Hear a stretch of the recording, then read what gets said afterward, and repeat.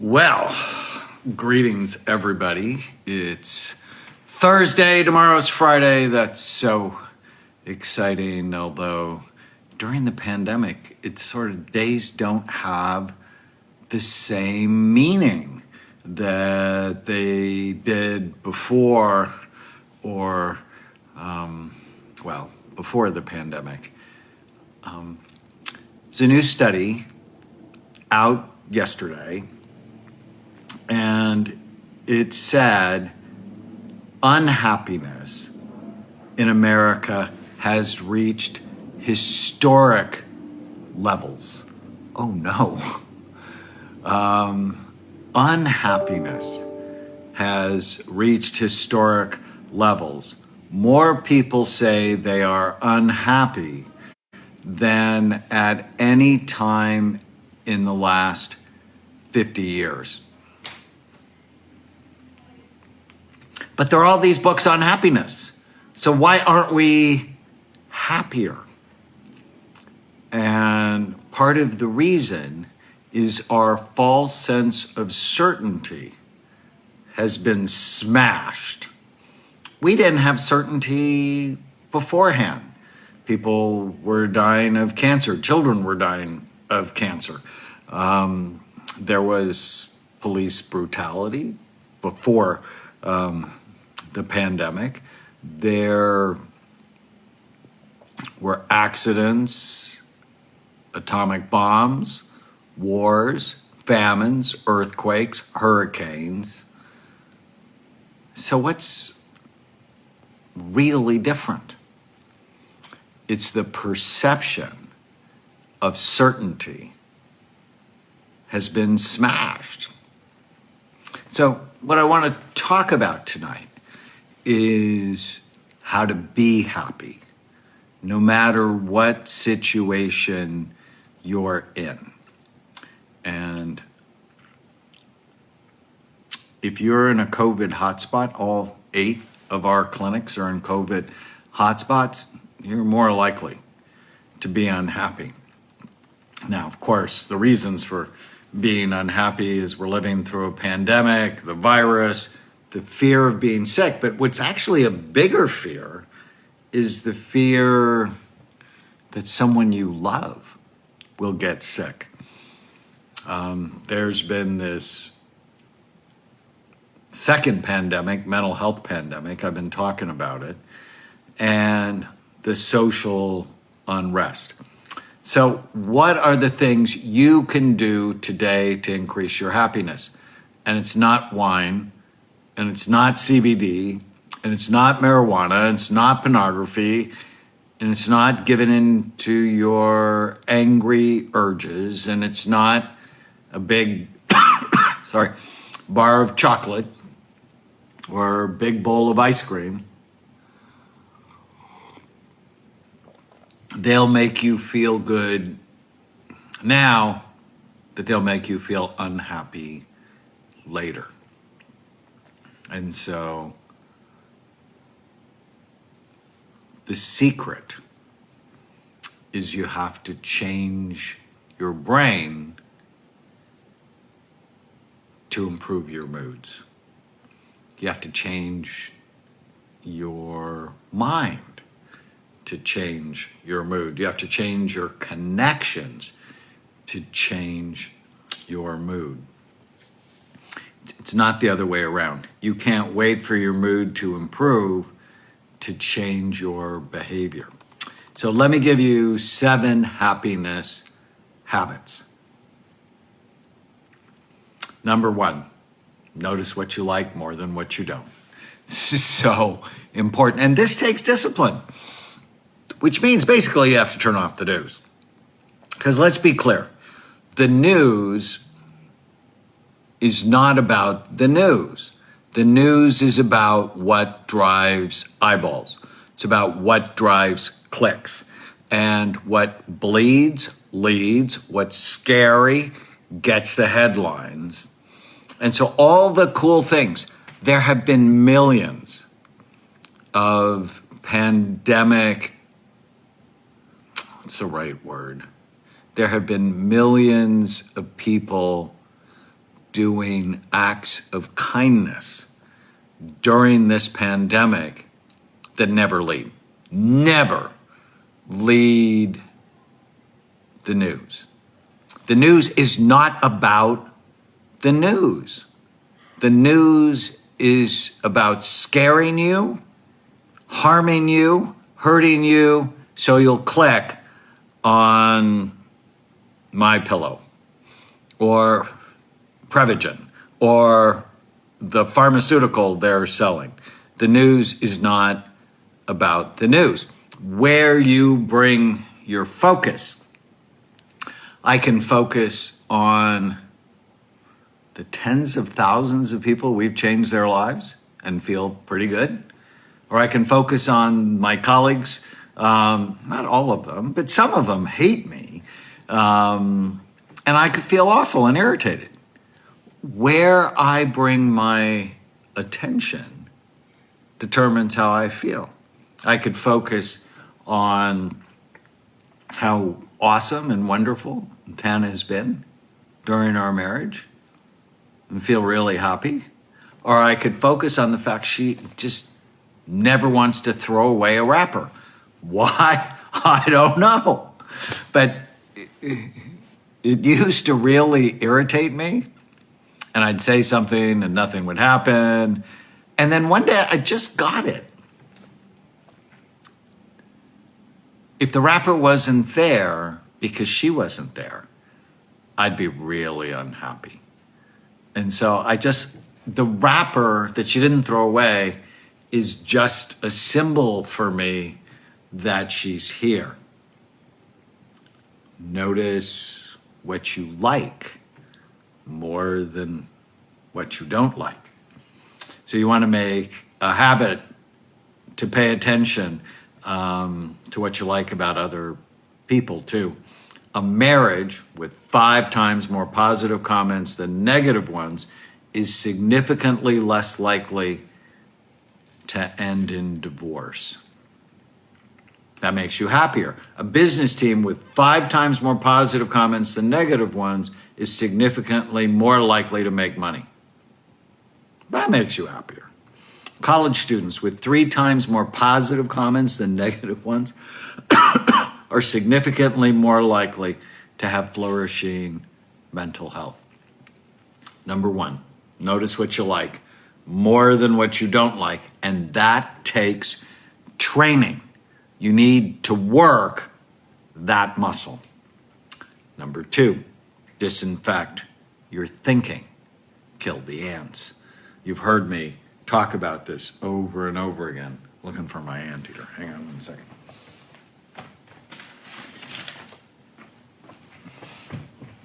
During the pandemic, I've spent a lot of time with these guys, the ants, the automatic negative thoughts. They steal your happiness. You need an anteater. Whenever you feel sad, mad, nervous, or out of control, write down what you're thinking. And then ask yourself, is it true? Can I absolutely know if it's true?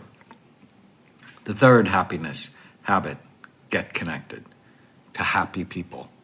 If you're connected to angry people, to irritating people, to whining people, to negative Nelly people, to people who are infested with ants, guess what? People are contagious, just as contagious as COVID-19. So take an inventory of the people in your life and just ask yourself, are they bringing me up or are they bringing me down? And you may need to get new people.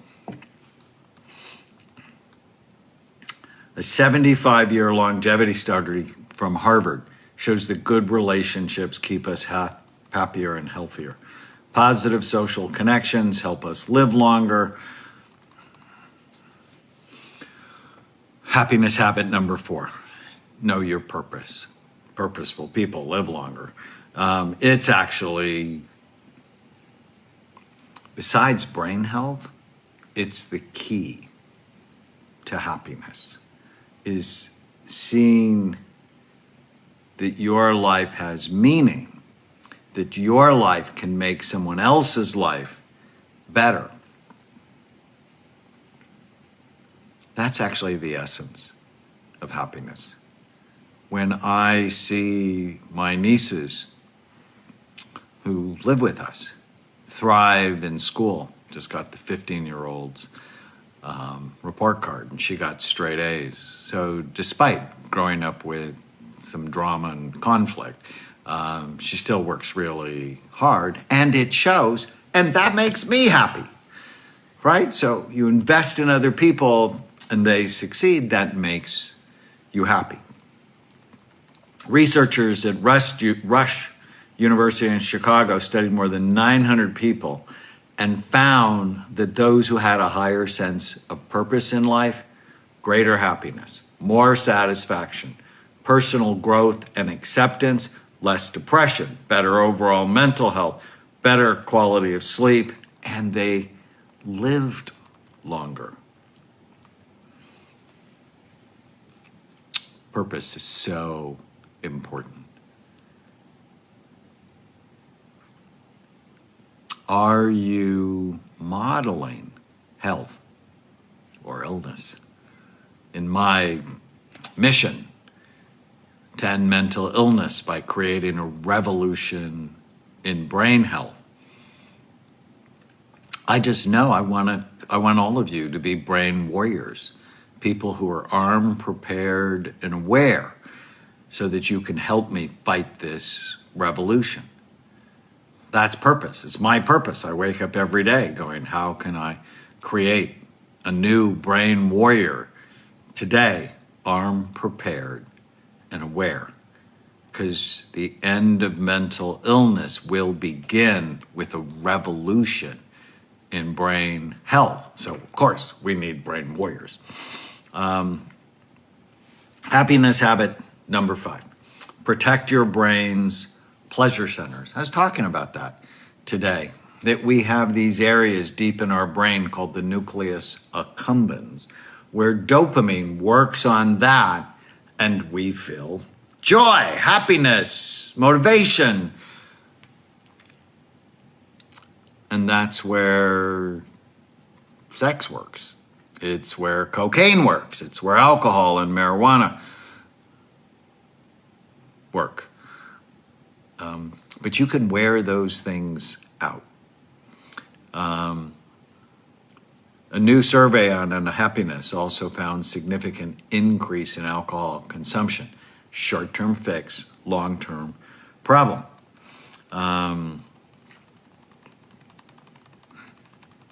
So when something good happens, hitting a home run, landing a promotion, a kiss from someone special, your brain releases dopamine. If you drink or take drugs, your brain releases a lot of dopamine. And also high sugar fat meals release a lot of dopamine. But the more you push on those pleasure centers, if you do it too much, it actually wears them out. And so I talk about dripping dopamine, so constant stream of little bits of dopamine, versus a lot of dumping dopamine, which ultimately wears them out. And fame.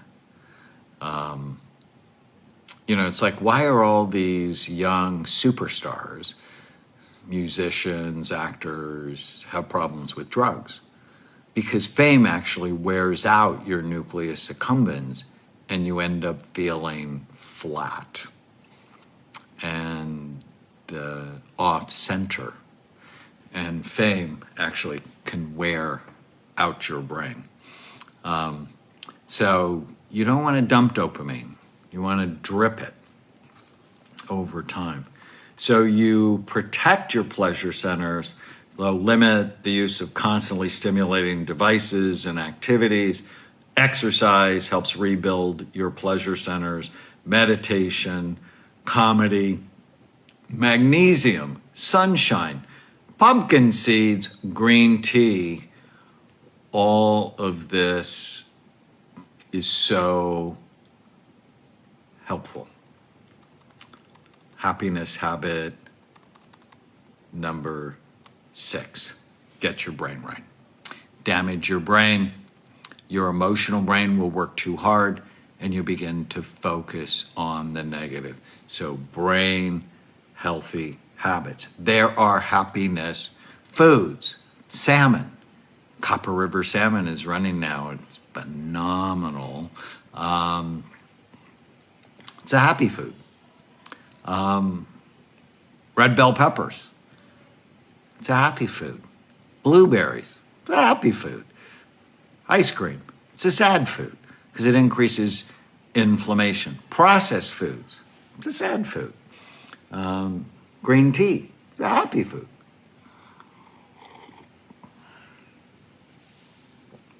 Alcohol is a sad food. Why?